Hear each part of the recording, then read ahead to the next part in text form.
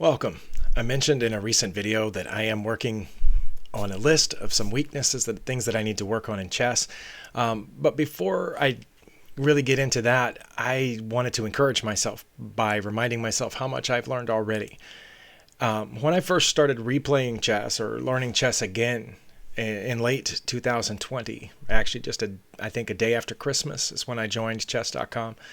At that time, this is a list of what I knew then. I knew the rules, all of them, including en passant and castling.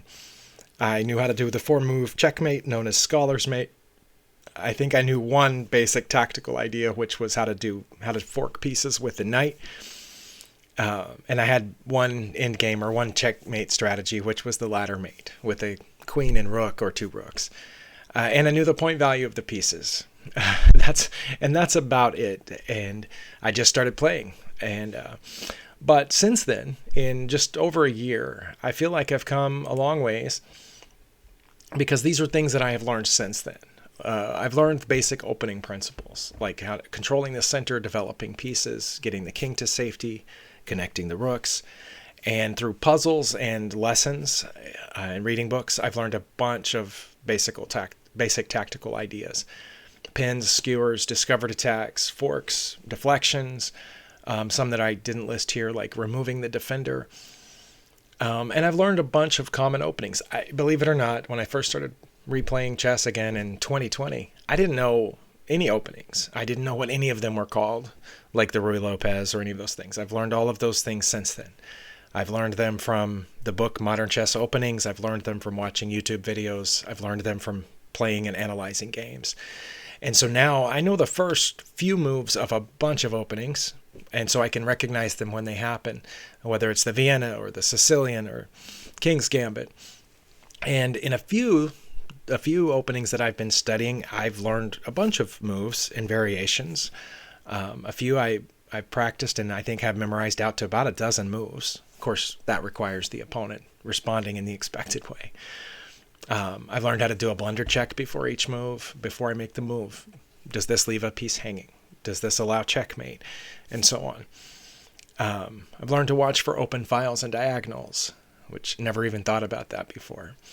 And I've learned a bunch of new checkmating methods, mostly from puzzles, but like smothered mate, the back rank mate, just a pawn guarding a spot where the queen can go, against the edge, checkmate, that sort of thing. I learned how to checkmate with just a rook and a king, and just a queen and a king. I didn't know that before.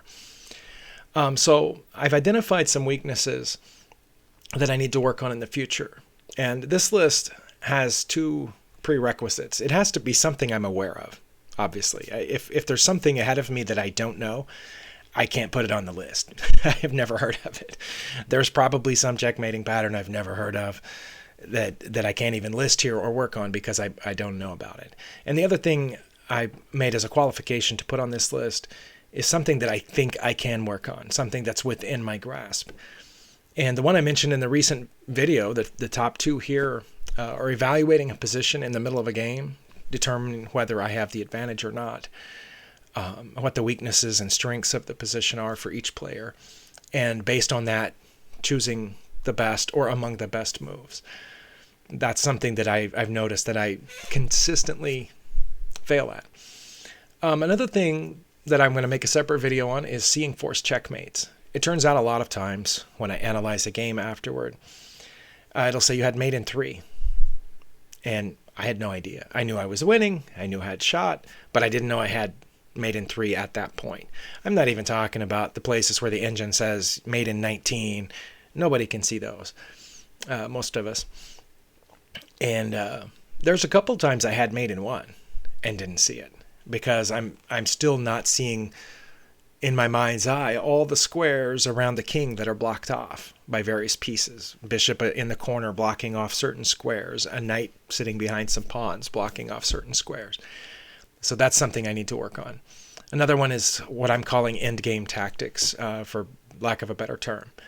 This is mostly like king and pawn endgames. It's happened a lot where I'm evaluating this position. The opponent has pawns, I have pawns, we each have a king. And I'm thinking, how to best take advantage of this position. The analysis always says, well, you went there and allowed them to win. And to me, the two moves that I chose from looked about even. And it turns out one is completely winning and one is completely losing. And so I need to study and work on that and figure out why to get better. And there's also, I noticed I have a couple of blind spots when I'm playing.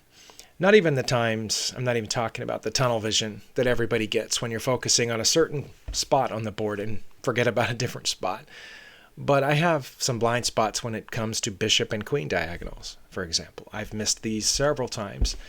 Could have just slid the queen out from its original square to say A4 check or H5, and I'm not seeing those. So these are things I'm going to work on, and I have, like I said, I have plans to make videos on a couple of these others, and I have plans about the ways and the methods that I'm going to work on those.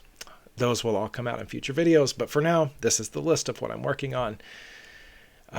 Thank you for watching, and thank you for those of you who have commented and given advice or suggestions or at least commiserated with me.